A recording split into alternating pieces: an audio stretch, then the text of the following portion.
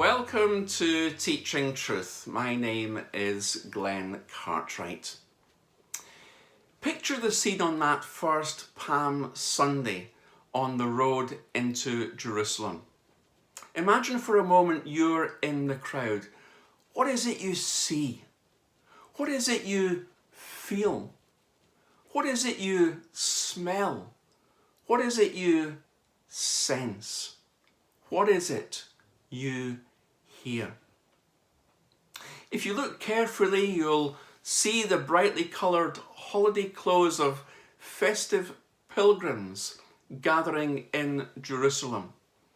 The Passover is not for several days yet, and the people are restless. News like wildfire draws them from their eating, from their sightseeing, from their time of being together, because Jesus is riding into town.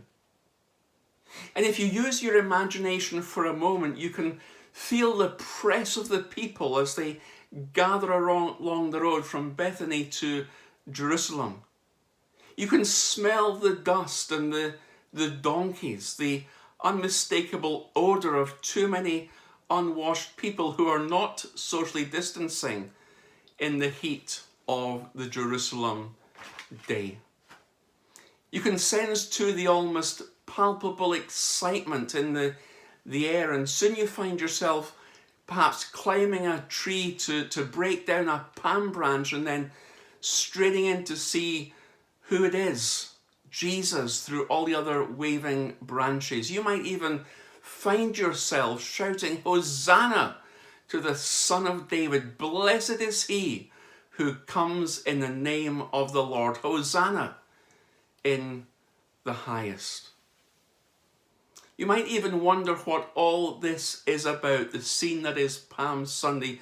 Who is this man riding on a donkey that the people are treating like a king? Well, let's never forget that on Palm Sunday, the crucifixion of Jesus was only a few days away. And yet here on this day, we have Jesus riding into Jerusalem despite the danger, because there are some things he must say and some things he must do.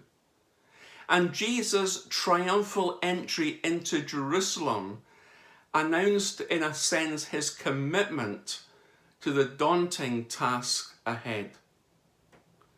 His journey didn't begin there, nor did he ride into Jerusalem on a donkey by accident, because Jesus was born into the world to go to the cross.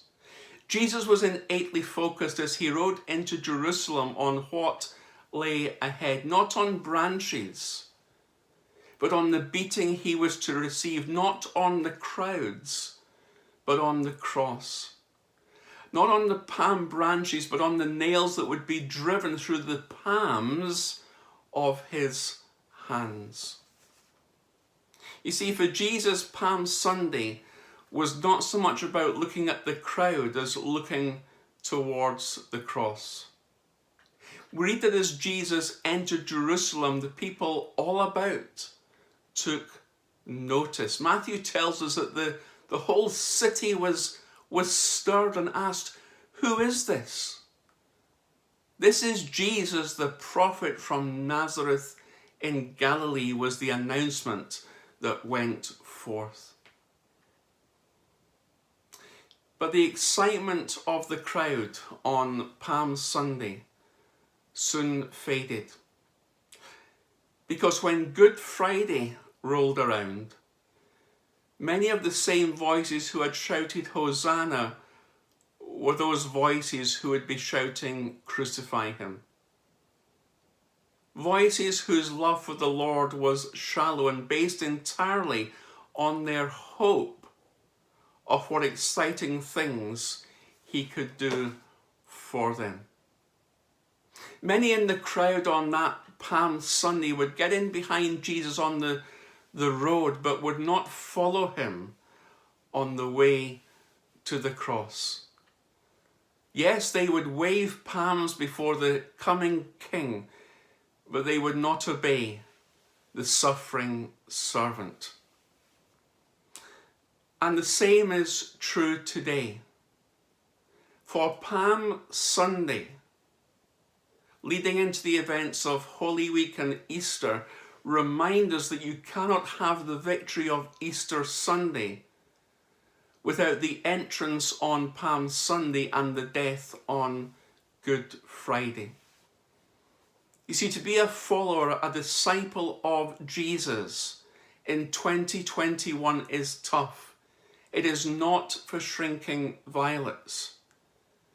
And whoever taught you otherwise was not teaching you what Jesus himself taught and what the Bible teaches. The lesson here is, do not be carried by the crowd, but be centered on the cross. Do not be carried by the crowd, but be centered on the cross. You see, Palm Sunday was a significant day in the life of Jesus. Jesus knew on that day that the end of his earthly ministry was near. It was almost time to do what he had come to accomplish. It was now or never. This was it. This was Jesus' opportunity to be obedient to the will of God and to accomplish the purpose set out for him. You see, Palm Sunday was not and is not a nice bolt-on joyful event before Good Friday and Easter Sunday, but rather Palm Sunday is a day in history that speaks to Christians of every age. A day in history which was prophesied by Zechariah hundreds of years previously. Zechariah chapter 9 verse 9 says this: "Rejoice greatly, O daughter of Zion. Shout, daughter of Jerusalem. See, your king comes to you, righteous and having salvation, gentle and riding on a donkey, on the colt, the foal of a donkey." Palm Sunday, the triumphal entry of Jesus into Jerusalem, the events of Holy Week, remind us that we ought not to get carried away by the crowd, but to be centered on the cross.